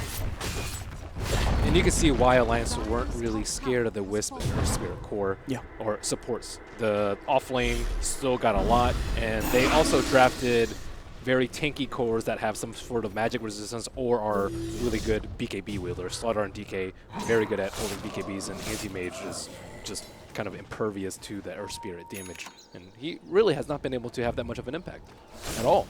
Yeah, I mean, it really feels like, you know, Liquid's draft, as you said, overall, because of the way that they've composed the supports, I mean, the only stun they have is the Earth Spirit. So when you're looking at heroes like the Anti-Mage, and I mean the Slardar as well, you know, heroes that you do need to control, they can't prevent them hard from popping their BKBs. That's the biggest issue. Maybe they get a vacuum into like a sick boulder smash. Maybe. I mean, but it's as you said, you know, the maybe being there because it is one of those situations that if you're Alliance, I mean, you've only got to look out for that one thing, so you're going to be very careful to not allow that to happen. Even if you get stunned, you're not going to die. You can just pop your BKB afterwards. Late game, we might be talking about like a Scythe on Death Prophet or Abyssal on Spectre, but those are kind of far-fetched, and I think other items have higher priority. Yeah, Fata, of course, working towards the Octarine, about 1,300 away from having that Mystic Staff to finish that one off. And then every like 5 minutes or so, we see Anti-Mage getting another 1,500 or so net worth above the Spectre. Now it's about 5,000, and I expect to see that grow, Yeah, even with Liquid's mobility. And to be look at Load as well, it looks like he potentially is going to go for the BKB himself. So man to BKB, I mean, that is a man that wants to fight at that stage. Or at least he knows that you can't kill him. All they need is to be able to pop their BKBs and win the fight. So they are going to scale better in the late game unless Death Prophet is mega farmed with like Shivas and Refresher and Hex, and doesn't seem like that's going to happen anytime soon. Kind of keeping on par with the Spectre's net worth, but nowhere close to Loda. I don't know at all. Alliance certainly playing this game very smart at the moment in terms of both draft and execution here in the first 30 minutes. And Alliance with the smoke. Let's see what they're able to set up. They will be fighting into the full lineup of Liquid with the ults available. They'll check into Roche, but that's one of the longest respawn timers. So they won't be lucky for the time being. And in fact, Liquid, they're also moving over. So a bit of smoke on smoke action. Liquid will have that high ground advantage, but at the same time, there are wards up for Alliance. So if it dispels, they'll see it. Alliance hiding in the pit, ready to jump in from the side. Jarak's not quite coming close enough for it to dispel. They're not aware that Alliance are there at the moment. Fada, oh, it will on him. They know something's up. Immediately Liquid moving off to the west, as Alliance will hang around, so both teams actually ending up dodging each other. But Liquid, they're aware that Alliance are around in the neighborhood. Alliance just continuing to stay around this area of the map. And Liquid have far worse vision than Alliance around this pit. They have Alliance has 3 wards around that Roshan pit in that bottom rune. Liquid at the moment still a little bit kind of bemused there by the whereabouts of Alliance. Now Alliance, they'll just reveal themselves. They know that they're not going to be able to find themselves a kill, but they will be able to find themselves an objective. As they're pushing on to the tier 2. This is the final tier 2 for Liquid as well. Now actually going to pop the fortification for this one. So we'll see if Alliance feel confident enough to push in again and try and take advantage of the fact, or if they'll continue to play it safe. And it looks like Alliance, they're intent on waiting for the Roshan. As I said, just a longer respawn. But it will be up in a few seconds now, so just under half a minute. So Alliance, they'll stand their ground, look to take the Aegis, and then potentially a fight onto a push. But Liquid, they're coming back round towards the pit. They know that the time has got to be soon. They know that they're going to need to contest this one in Jarak, so leading with the kick, not going to connect. And now immediately, the rebuttal from S4, jumping in with the Sun to Fada, Supernova in the middle of the fight as Loda jumps in with a BKB, looking to jump down onto the Death Prophet. Jules herself up. Can they finish her off, Fada? Is he going to kill her? No, he's gone. The Mana Void from Loda blows him up. They have lost 2 on Alliance, though, as Liquid trying to fight back. Matumbaman did quite a bit with the Radiance. The buybacks are coming out. Bulldog and Fada trying to get themselves back into the fight. S4 holding Jarek's back, and now Loda turning up. He's looking to secure this one for the team. He needs a bit of help. He hasn't got the control. Matumbaman's out of mana. Bulldog's there looking for an opening. We'll see where he's able to get the jump. Crushed in. He doesn't even need the jump. Matumbaman walks into him. The wall dropped down from mind control. Bulldog and Loda trying to finish on Matumbaman. Matumbaman's down. Can Loda do it? Can he find mind control as well? They will get it. Alliance, they're still looking for more. Fada's still alive along with Jarak's. Loda did buy back for this. He's already managed to do quite a bit. Can he do anything more? Looking to chase down, looking at Fada, but the Yule Scepter holds him back. Jarak's maybe eyeing up, trying to turn this one around. But Loda, he wants to go in for more. Jumping in, looking to try and create the space for Regen to close in with the telekinesis, and with the Magic Illusions, they'll go for it. Fada out of mana. He's got the Siphon, silenced up as well. He's fairly tanky. But Loda's trying to finish this one off. Won't be able to get it, though. Kuroki finally turns up with the save. But Loda there with the aggression that fight, buying back, getting himself back in, and pretty much making sure that that fight was not a total wash for Alliance. Yeah, it was only a buyback from Rubik, sorry, but Rubik, Slardar, and Fada. Okay. So I think that the Death Prophet needs a BKB, though. Yeah. She just got focused down immediately at the start. She needs BKB to counter Alliance's BKBs. She did a really good job of staying alive, though, using the self-heals and a lot of Spirit Siphons to heal herself up, but that was a very big mana void from Anti-Mage to finish off Death Prophet. Still, the Roshan is alive with amp damage up on Alliance and no exorcism down on Liquid. I do not think that Liquid are interested in taking this fight. Nice wall steal by Rubik as well. Let's see if who's going to kick off again here, Alliance. They don't have much time. 20 seconds till exorcism's up, 10 seconds until the wall is up. I mean, yeah, Liquid are going to be ready to go for this one unless Alliance can take it incredibly quickly. Let's see what they can do here, Liquid. I'm not going to want to let Alliance get away with this one for free. See If they can focus Death Prophet down here, they'll be in a really good spot. They also need to control the Wisp so that Wisp can't relocate Fada out of this fight. And both teams have really good tools to fight around the pit. Vacuum Wall, Exorcism's also really good in the pit. Phoenix, Supernova, and let's see who gets the jump. So it's Smoke Top from Liquid, trying to make sure that they can get the perfect angle to jump in and catch Alliance off guard. Only down to nearly half health, the Roshan loader, remaining in the pit. Liquid, every ult up and available now. Alliance need to be careful, and they will be. They don't want to stick around in the pit for the time being. They will back off. They know how aggressive a Liquid are preparing to be. They're still a little bit timid. They are holding back Liquid. They know that it's a hard fight for them to take. I mean, both teams definitely have ways of coming out on top of this. Let's see who's ready to commit first and what. They're back into the pit Alliance, and they are finishing off Roshan. Liquid need to make a play rather quickly. As Alliance, ooh, no, yeah, they'll get it. Radiant's going to kill the Roshan. Aegis still on the ground. Matuma Man snatches it, he's taken the Aegis. Loader pops the BKB. Time to force back, but no kills at the moment. They'll lie onto Matuma Man, but he's got the Aegis, so it doesn't matter. They need to kill someone else. They'll look for Fada jumping forward, but Kuroki keeping the DP alive. The walls drop down, and Loader, he's gone, as well as S4. Liquid taking 2. They'll get a 3rd, as well as Ake falls. And off the back of that, I mean, they may have killed the Roshan, but Matuma Man snatching the Aegis, Liquid finding 3 kills. It may not end even then, as EGM gets taken down as well. And just like that, Liquid, oh my goodness, it's going to be a 4th. A full team wipe for Liquid. Oh, we knew the Roshan attempt was going to be a rocky one, but my goodness, Alliance just got trashed there. So much for Earthspirit not having that much of an impact. That boulder just bought so much time for Matuma Man to walk in there and snatch the Aegis, and I think Kuro did an especially good job of keeping Fada alive. As long as Fada safe, they tried to like half commit onto her, but without the BKB on the Slaughter, they really couldn't go all in onto Fada, and if you don't go all in on Fada, he's going to heal everything up for the Spirit side, but then everyone's forced to run away after the BKBs, and that was a gamble that did not pay off. Oh man, it's cost them heavily. Tier 3 down in the mid lane. Liquid, they'll be able to get themselves the melee racks as well. I mean, mistakes like that, you just cannot afford to make them against the side of Liquid. They'll take everything. Could have popped his BKB. Oh, Fada. Oh, hello. I mean, well, maybe now the side of Liquid the one to make mistakes with Fada. Yeah, he's nearly gone, and he is. Man of Void will finish it off. See if they can chase down for more Alliance. They lost their melee racks there, not happy. They want to punish Liquid as much as they can. Bulldog moving forward. It's the Amplify onto Jerax. Loader is ready to continue the chase. Can they actually get the lockdown onto any of these heroes? Jerax just jumping around with the Blink Dagger, playing away with them. Let's kick back. It's not going to catch Bulldog. Will give him the chance to jump in, get off the Boulder Smash. They should be able to find the Spirit and the bash from Bulldog. They will get themselves a 2nd. So Alliance will manage to punish Liquid off the back of that push. What a sick play from Jerax. He like kicked the Spectre as he was rolling out to make sure that they couldn't take down Matuma Man twice, and buying a lot of time for Death Prophet with that extra long revive timer post buyback.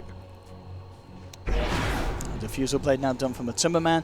Abyssal Blade ready for the next fight on to Loader. So they still need BKB on Bulldog. Bulldog's actually been very underfarmed this game, given the start that he had. And no Iron Talon, I would say, is part of it. You just generally have to get all your creeps from the lane, but just dying a lot too. 6th death to his name.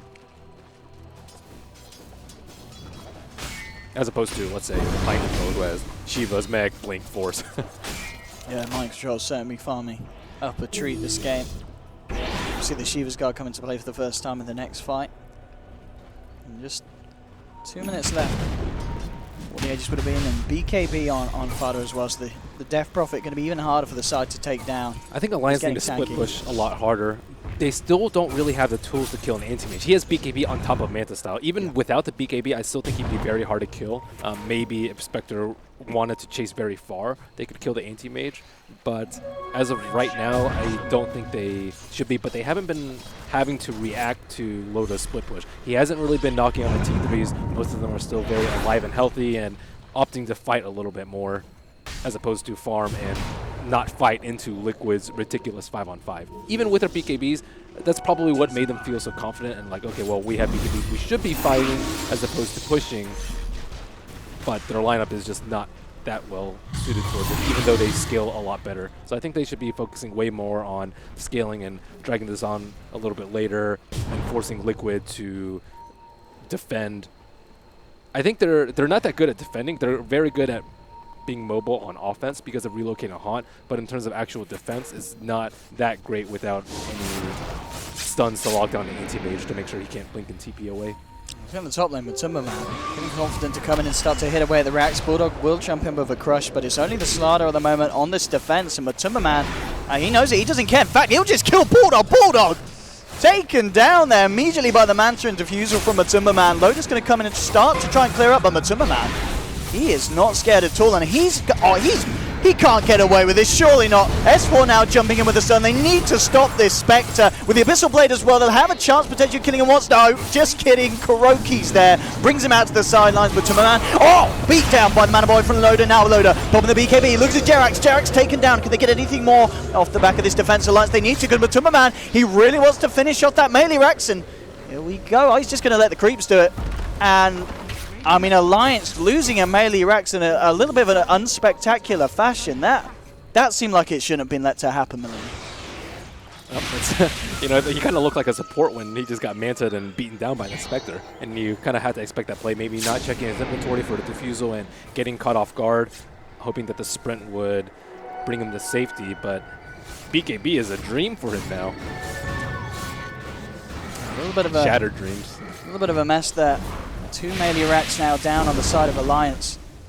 Not a situation that they would have hoped to be in. I mean, they do have ways of cleaning it back out with S4 in the ultimate form, and of course Loda and his Battle Fury. Certainly not a position they would have chosen to be in themselves. They need to try and find something from the base of Liquid. Get a push on. It's going to get harder and harder. With that extra gold, Hearts finished on the Timberman. So Spectre himself, I mean, he is becoming an absolute beast. As we saw there, he can pick off Bulldog. We know it's going to be the same for the supports just as easily with the Manta Illusions and the Diffusal. It is scary against this Spectre. They do need to try and kill this man, but as we saw with the saves of Kuroki, it's an incredibly hard task ahead. Alliance are having really difficult time pushing out the lanes. None of them can deal with a Spectre in one of their side lanes aside from Anti-Mage, but he can't be everywhere and he does not have BOTs. Oh, look at this. Maybe the Loda bait. This is a classic here. Well, I say it's the Loda bait. In fact, the rest of Alliance, they were heading north. They need to head down and help this man. Loda puts the BKB straight away.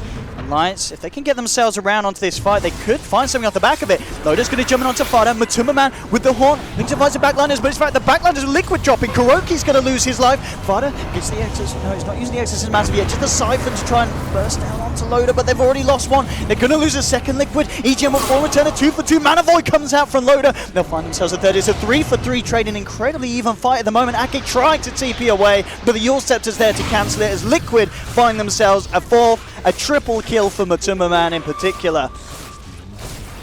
And Alliance, they cannot afford to lose fights like this. I mean, yes, they keep Loda alive, but Matumbaman gets so much on his Spectre from that. Yeah, so much team fight. Loda? Oh, he's going for it. He's going for a bit of solo kill action. I was going to say, he blinks away now. Yeah, he needs a couple of lucky bashes there. Yeah. No Slaughter or BKB is killing them, though. Like, he is kind of like -1 hero in the fight. He just dies to all the AoE without really being able to do anything. Maybe amp on one hero, but they really need like the stun lock rotation. Okay, Blink, Slithering Crush, Dragon Tail, kill them before they can pop any of the defensive cooldowns or hopefully get relocated out, but it's kind of just S4 and Loda doing the heavy lifting in the team fight. And talking about Loda as well, he's certainly saving up the gold on this anti-mage, 5.3k. What does he go for next? Does he need a heart? Does he need a butterfly? Or what are we looking for? I would say butterfly or MKB. They need more damage. They aren't able to kill people during their BKB. So butterfly if he wants to kill Death Prophet or pretty much anyone aside from the Spectre. And MKB is probably better versus Spectre. He only has Radiance though, no butterfly quite yet. But he needs damage for sure. Looks like indeed will be the butterfly. Vlad's picked up. Vlad's would have made that last Roche way easier and much less risky. Anti-Mage was fighting, I think, got like 70%, and they didn't really want to go in because they didn't want to start out the fight at 70% HP. Oh, Vlad's finally picked up, though. That's a good one. AC on Dragon Knight, having most of their teamfight auras, but IO picked up a drums and a Vlad's very, very early on to help out their cores, because it's not a typical Wisp partner that he has. So just itemizing to help out both of his cores as opposed to a single one. As we can see as well, Talisman was picked up by Matumba Man, ready for the butterfly. But getting that first, of course, acknowledging the fact that Loader himself picked up the Eagle Song, going for the butterfly. The MKB is not going to be there soon. So this, this evasion that Matumba Man's going to have in these fights he is going to be so hard to take down. Especially if they're able to play it to a point as well where Liquid can maybe get the Nitro. Still a little bit of time as they'll hang on. Alliance just cleaning out the waves. We can see on the top lane S4 going pretty heavy in on this split push. Just trying to clear the lanes out as far as he can. EGM's now got a Blink Dagger, so extra catch potential. Maybe even just to stop Kuroki from being able to grab someone and take them out of a fight if necessary. They need more of this, though. They need more of the split push coming out from S4 and other heroes. If he's in danger, Blink TP. If he's in real deep danger, BKB TP.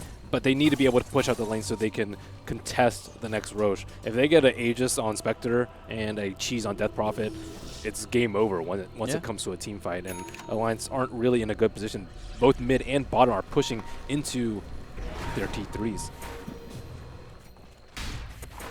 He really wants to finish up his butterfly and have buyback. I don't think Anti-Mage is going to have enough time for that. Roshan's going to respawn in 30 seconds maximum, and it will be around 5 seconds time. It just popped up.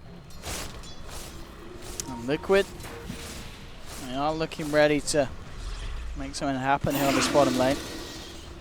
Or at the least just keep it pressured in so they have got control over this portion of the map around the Roshan. We saw ping come out from Loda on Roshan. They know they need to take a fight there. And Liquid, they're ready to go. Matumba Man haunting in and eyes onto Bulldog, the man without a BKB, and he's gone for a full minute. Now the question is, can Liquid find anything more? Matumba Man into the Horn Illusion, seeing if he can follow this one through. Farda's got the Exorcism up, so at the least they'll be ready to push, and Matumba Man cleaning up EGM as well. Alliance now with two heroes on the sidelines, and Liquid starting to reveal their colors here as they come to this portion of the game where they're just playing pretty much immaculate Dota, and Alliance don't seem to have answers for it at the moment. This could be potentially the third melee racks going down. What can Alliance do to stop this? You can see Loda trying to poke his nose in S4. Well, he will. He'll jump straight in onto Matumba Man. Can they kill this Spectre here? He's got a heart, he's got a fair bit of evasion, and they just cannot do it. Mana Void's out, it's not nearly enough, and with Kuroki backing up the Spec, Liquid are able to finish off the full set of racks on the bottom lane. And at this point, Alliance, they just arrange racks away from being mega creeps. S4 will try and jump in. Loda's there as well. Can they kill Farta? The vacuum, the wall's down, S4's gone. Loda looking towards mind control. Can he even kill the Darkseer? No, he can't, and Loda gets punished as well. There'll be a buyback this time from the Anti-Mage, but at this point, Liquid just rolling over Alliance unless Loda can do something miraculous here. Drops the Abyssal. He's going to look towards Jarex. Can he finish off the Esprit? No, he can't. They're just toying with him, playing with him. EGM will finally manage to close through, but he himself gets beat down upon by Liquid. And now just Loda left alive. He's got a lot of heavy lifting to do, and I don't think he can do it against this Spectre. Matumba Man does not care at all about this Anti-Mage. In fact, he's just going to straight up ignore Loda and just hit away at the racks. Loda pops the BKB. Matumba Man doesn't care, Farda doesn't care as well. It's like they're trying to beat down a fly. It's like, get off me, stop it. Stop it, please, go away. Thank you, goodbye Loda. And with that, 2 minutes on the clock for Loda. It's GG. That was disheartening. Yeah. I think Alliance, Liquid. They brought a pretty good fight against Liquid. I think this game would have been a lot different had they drafted a lineup that they wanted to actually fight with, but they just like a Slardar with a super late blink and Anti-Mage who's forced to fight before 25. It just didn't really hit on all cylinders for them, but it was pretty decent. I mean, it was a hopeful-looking start for Alliance. Yeah, absolutely. Yeah, it was certainly not maybe coming into this one. People felt that Liquid was straight up outclass Alliance, but Alliance, they did have their strengths at the start. It was just the fact that, in the mid-game, they did make a few mistakes. There was that point as well where they gave away the Aegis and then they get team wiped. And at that point, it's going to be very, very hard for a team in a lineup like Alliance to come back into it. And at the end of the day, Matumba Man he just out-carried Loader. He was far too far ahead at the end of the day in terms of farm, and I guess just they missed that timing where they could have used the anti-mage to kill the Spectre a little bit more. Yeah, and I think Liquid also excellently displayed their patience. Yeah. I think usually they're not that patient because they have a stronger team fight. They just take all their T1s by storm, but this one they were extremely patient. Absolutely, but certainly maybe potential for Alliance to turn things around in Game 2, but nonetheless, Liquid, at the end of the day, bringing the form that we expected coming into this tournament. But enough from me and Malini. We'll see what the panel has to say about Game 1 as Liquid take down Alliance. Thank you very much, Jess. Owen there, and alongside Melanie, we'll return to them for Game 2. Let's find out what our panel made of Game 1. A very interesting game as well. Not perhaps how we thought it would go. You all picked Liquid, sort of. Yeah, I think we'll let Charlie have the Liquid. I'm still sure he picked it up. Halfway through the I game, think he was like, I think he was like, oh, I might have picked No, I said I picked Liquid for the Death Prophet and the Earth Spirit. Either way, our predictions are saved, guys. Yes, they were saved, and you all slept very well afterwards. It was close, though, closer than perhaps we thought it would have been. Early game-wise, straightforward Liquid, picking off as we would have expected, but then mid-game you kind of got the feeling that Alliance was starting to snowball. No, Yeah. it wasn't actually that straightforward in the early game. I think the kill that DK got on the Death Prophet, that was a game changer. it pretty much set the tempo for Alliance to have like a pretty decent early game, but then Right. Yeah, DK it basically slowed down Liquid's push Liquid. a lot. DK was supposed to do much worse in that matchup, but Fada got a little over-aggressive, started to dive the DK, didn't expect EGM to rotate in on that Rubik, and it was a great pick-off by EGM. Great timing by him. To be fair, he was waiting there for like 1 minute. he was waiting in the mid lane for 1 minute, so props to that guy there for his patience. I mean, Yeah, I think he expected the Earth Spirit to come in and apply more pressure. So, you know, either way, it worked out for him. What did you make of Jax in that game? You know, we expect quite big things from him now, don't we, whenever we see him pick that. right. You know, he did feed a lot, did run in, missed some spells here and there, but what I do like out of him is that despite how bad the early game was for him, how unsuccessful it was, he kept on going in. He wasn't scared, kept on throwing himself in, kept on throwing rocks, didn't care. He's like, you know what? I trust my teammates to be able to, you know, make up for my performance in the early game. So all I have to do is keep on doing my job, just initiate, and he did it. Let's take a look back at some of the highlights. We're going to kick things off at around about 24 minutes in. This was a particular good fight for Alliance at this point. I think they picked up 2 in this particular fight. And at this point, you started to believe, actually, Alliance were going to turn this around. yeah, they take out the Aegis as well as the Wisp actually died earlier, I think just before this engagement even happened. And then they get the Death Prophet and the Spectre, which is pretty massive. And this is pretty much where they get a commanding position in this game. But shortly after this, it was the Roshan fight, right? Yes. It was like maybe 5 minutes after this. And then Liquid managed to actually regain control because Matumba Man got the Aegis. You see here, it's what that was at like 24 minutes in, right? Is this the Yeah, fight? that was 24 minutes in. Yeah. This is 31. Is this the fight, the and Roche this fight? is it. No. This This is is just after, just before, rather. like all these are great fights out of Alliance, and then the game just turns after that one failed Roche attempt. Yeah, it was a beautiful Roche or Aegis steal, which pretty much brings it back. But here, this is a pretty good fight for Alliance still. They take out Fata, and Matu gets most of his mana burned down, and he's not really able to isolate anybody. Yeah, there's a lot of chasing going after this as well, because they wanted to carry on the fight, Alliance here. And these are the fights that AM excels at. Nobody's there to lock him down. Nobody can kill him. He's just running around mana burning people. I do want to say too, though, this is like almost 10 minutes later than the previous replay, and you see Bulldog's, his net worth is pretty much peaked. He does not move from this net worth throughout any stage of this game now. He's at 5,000, and and that's it. I mean, going back to the point where Charlie brought up, where fights like this, it's very hard to lock down AM, but it's also because of the fact that their lineup, they don't have any good, reliable lockdown for AM. And without a Scythe on Darkseer, it's very hard for them to lock Loader down. Yep. This is the fight. Yeah, this is a Roche fight, right? massive. So Jerax gets the stun and allows the Aegis to be stunned. So that was a huge play by Jerax there, to be honest. I don't think we actually caught him getting the stun there first. Yeah, and pretty straightforward there. They're burning all of the Spectre's mana, but there's they're just fighting an uphill battle in that point. And then huge wall by Mind Control, and I think we were saying, like, he's probably the MVP of this game because he was just peaking on the net worth across this entire stage of the game. He had an amazing off lane, and he actually went for a bottle, which we don't really see too often. Yeah, you know, despite how maybe unfavorable the early game looked for Liquid, at one point Mind Control was 7-1-5. Yep. Put that team on his back right there. Yep. Yeah, this was the mistake with Bulldog. which Yeah. sort of led to a snowball effect for Liquid being able to push in, not just on the top, but also all over the place. Yeah, he realized, oh wow, I'm dead, guys. Yeah. I'm 5k net worth, and I'm fighting a almost 20k net worth Spectre. With no creeps around me and Manta. And So I just get desolated and diffusal to death. I popped sprint, so and I died. popped sprint. That was, yeah, very unfortunate. He knows he made a pretty big error there. They still got the racks at the end. Like, Yeah, from they the did get creeps. the racks as And well, yeah. at Catapult. the price of 1 Earth Spirit. And an Which Aegis. is it's a fair trade, right? It's really good for Liquid. Super favorable for Liquid. And the Aegis was actually ticked out right before he died. Yeah. Yeah, at this point, it's very, very good for Liquid already, this situation. After that Roche fight, like everything was difficult for Alliance. It was Aegis. basically Loda trying to 1v5 at that point.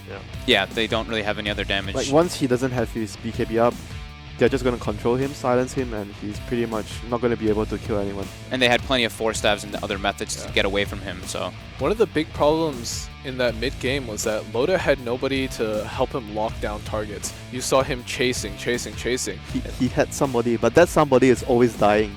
Yes, Like, it was that's- Lada's job to do that. Bulldog actually just died every Yeah, single that's time in right. the beginning of the fights, and you can see, yeah, he's bottom net worth in this game, so he really struggled in this one. But I think they did a really good job of finding him in the fights. I think Jerax was just blinking on top of his face and just like silent stunning him right away. Having Spectre on the opposing team doesn't help too. It reveals your position. But it doesn't help for the fact that in a lot of cases he didn't really get a good jump for his team. Like they didn't initiate very well with the Slada. Yeah, we didn't really see it at all, Yeah. right? Throughout No. any of the stages, and I think... Maybe once or twice it was okay, but apart from those few situations, he didn't really do what his team needed him to do. Yeah, and this one we see another... This is a beautiful play by Mind Control and Jerax. Just locking down Loda, silenced again, gets silenced again afterwards, and gets silenced again afterwards. He just chain silences and stuns under a wall with illusions beating on him, and yeah, you're fighting yourself at that point. Yeah, GG. We did say that they put up a much better fight than we expected, Charlie. Yes. So where does that leave them heading into game 2? This is the realm of coaches, right? Yeah. This is the realm of, you know, that sixth person, that outsider who's not in the heat of the moment to really take an objective look at that game, what you need to change, because both teams do need to make an adjustments here. Although Liquid did win, it wasn't pretty. Yeah. It wasn't pretty, so this is really up to, you know, Blitz and Heen to step in and be like, hey, these are the problems in this match. What do we do here? This is what you need to do. And don't be too worried. We're not just in the age of coaches, but we're in the age of where a team now has 2 coaches on one team against 1 coach on the other side. So these guys have really ramped it up. When you've got Blitz and Heen on the same team, though, who does what? So for Liquid, Heen is much more gameplay oriented. He works on their strategies, works on you know, the little gameplay decisions that players need to make in the games, and then Blitz is more of he manages the relationships between players.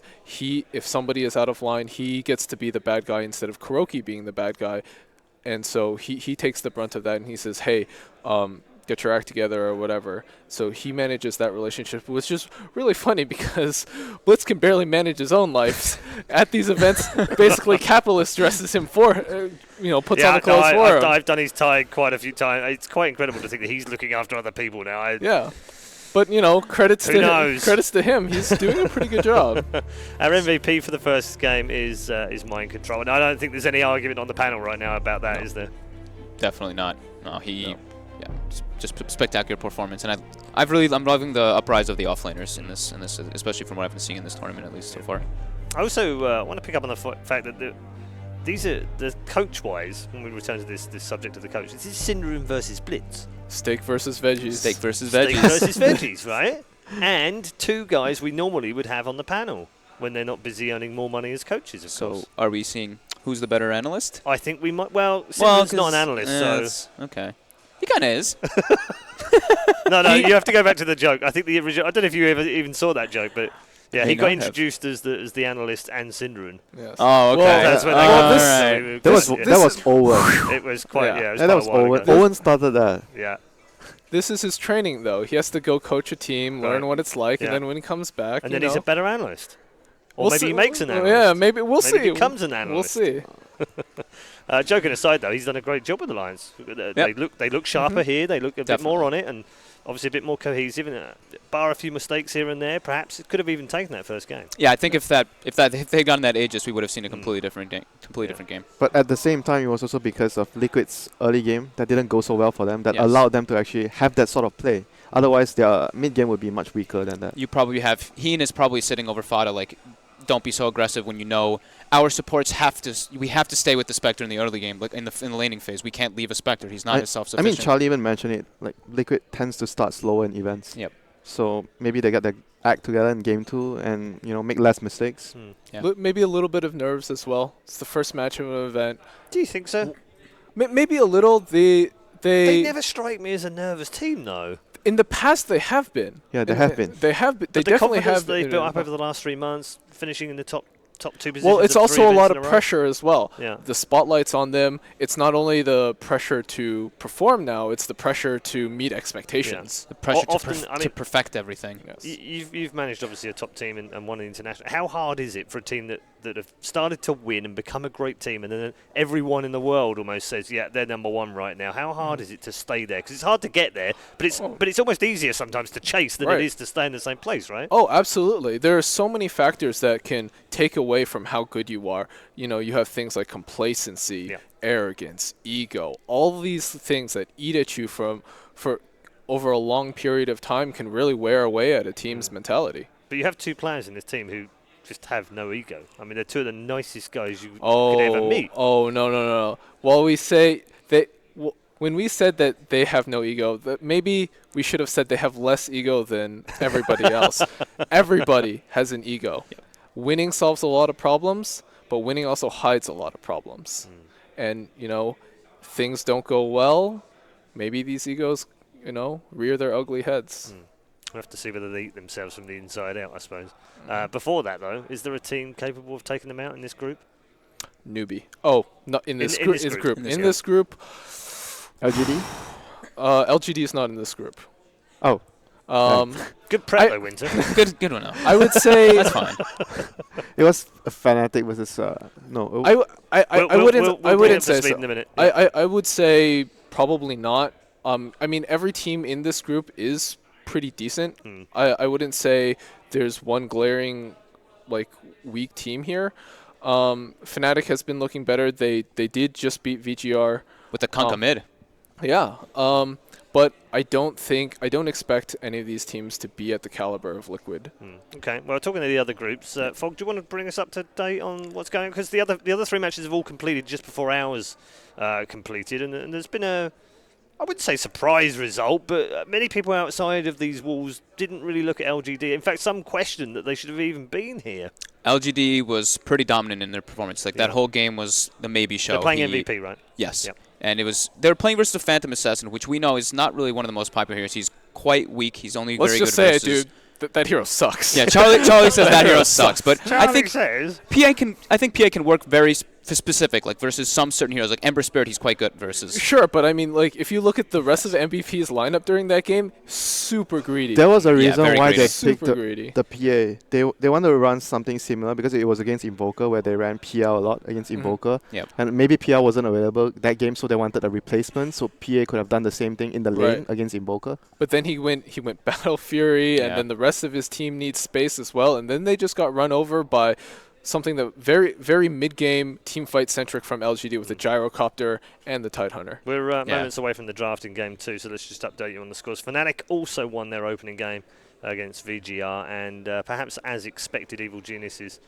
defeated Mineski. They're already in game 2. We'll bring you updates from those games as and when we get it. We are headed in towards the draft any moment now. Players are in position. Winter, I'm going to put you in the not quite unique position of being the Alliance coach right now, which won't be that unfamiliar for you because you've been there before. Yeah, 2 years ago. So what do you say to these guys now after such a good play, but not a win, but they've played really well? What do you say to them going into game 2? I mean, keep your heads high, and I think it's more on they need to focus more on early game, because what went really well was the early game rotations from Rubik. They need to make sure that happens again. Yep. He anticipates the movement of Jerax, because that's the way Liquid always gets a lot of early game advantage. Jerax roams and he gets kills. So if that happens again for Alliance, it will put them in a really good position in the mid and late game, which they are always really good at. So they have to get past the early game. All right, and likewise, Charlie, what do you think the boys will be saying to the Liquid guys after that first game? You know, relax, calm down. I think get the cobwebs out of the way. Yeah. First game of the day. Yeah. First game of the day. First game of the day. It's you know, start a little slow, but I think, you know, you've shown them that you are the better team. You made less mistakes throughout the entirety of the game. Yeah, early game wasn't the greatest, but you know, you guys still played as a team. You still did what you needed. Don't worry too much. Relax. Play your own game. Okay, Fogged, how do we expect the draft to go for game 2?